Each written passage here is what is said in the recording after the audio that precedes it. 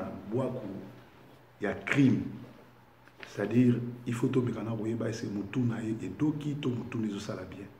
Parce que bien sûr, dans la prison, il y a hier Kotaki, na Rana Bango, Aza prisonnier, quoi, prisonnier, mais Moutou est Dokaï, na 10 ans salé. Parce que ce qui Moutou a maillé la rose, elle n'a jamais en contact avec Kabila, pour Kabila, Moutou a tindé dans ces pays. Et na qui bino que Obima Jean-Pierre Mbemba, tout le monde a monté maté pour Mandela Pele Rabima qui va somba qui mémoire naïe, tout va somba qui bomoto naïe à serva qui va sud-africain à serva qui mindele. Tala Jean-Pierre Mbemba ou Obima, yé oyo alba qui j'ai accepté l'inacceptable, a commis déjà dans Zela et a condamné sous l'inacceptable pour la deuxième fois. Parce que approche naïe na gouvernement criminel, la déclaration à Chéo qui tourne de Ami à Kabila est frustré biso et sonner d'alarme na tout s'attendre était le moment malam pas Jean-Pierre Bemba et ndenge bazo wele na ye na passeport diplomatique à Zonga, c'est-à-dire à Salekop oyo bazayi babandaki ye abanyo mais Jean-Pierre Bemba e bango que abobisa ba congolais belé soka bimi boloko et ali pour se racheter ali dernière chance ba congolais ba pesi. Ce qu'a joué, j'ai à Kabila, à Elibiso sous ma solo, j'ai accepté l'inacceptable pour la deuxième fois et que ce qu'il m'a obéi pour Tokukundaye, Petro Bomaïn, Zelamona Kabila. L'issous, j'ai ni IDP ça a joué. IDP ça lobby à Kokine na élection té, à Longoli Batona Nyonso, bah raison à zo pousser les amalam, les solo, mais est-ce que les alliés j'ai ou bah foutre là mon bon côté parce que bah toi Kabila tindi Moukala Tchala Mwana Alobake Bemba qui ça Félix Tshisekedi Mbongo nyonso azo sala ba déplacement et vous n'avez pas Kabila azali agent Kabila azali mutu na bango alia kamela na bango.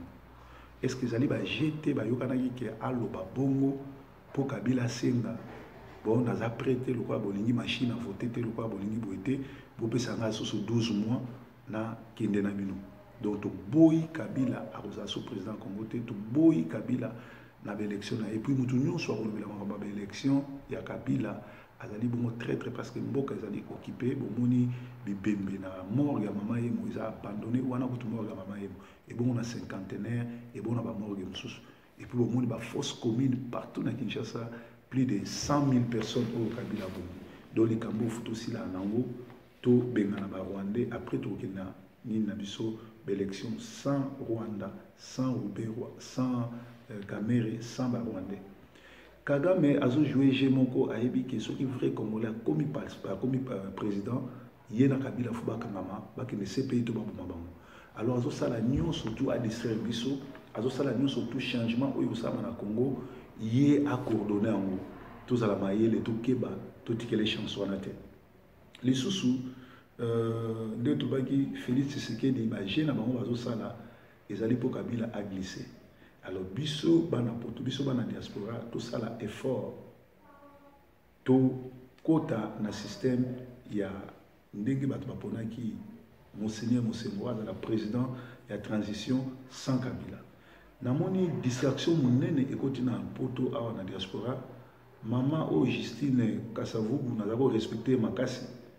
Mais namoni asali théâtre ya kokoma présidente ya diaspora na ebité banane ba votaki ye na ebité idée wana uchiwapi mais maman na azosala ba aventure azosala théâtre na ebité soki azo revenir alingi à la présidente ya diaspora pour quelle raison pour quel but et finalité na mozani en tout cas ça va distraction moko ya mabe ezali ba salade ezali biloko moko kutu bota masolo na moté na bato tout bazo commencer que ya comme présidente ya diaspora yende mokonzi ya diaspora ba malade boluka ba pasteur solo pour okima koyeba na pour la délivrance boluka ba vrai ba pasteur ba délivrer nous.